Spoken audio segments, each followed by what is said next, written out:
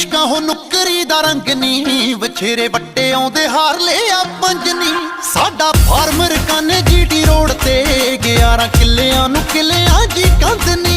ਚੌਂਡੀਰ ਦੇ ਜੋ ਕੈਬਨ ਚ ਹੁੰਦਾ ਆ ਨਜ਼ਾਰਾ, ਕਿੱਥੇ ਜਹਾਜ਼ ਚ ਕੁੜੇ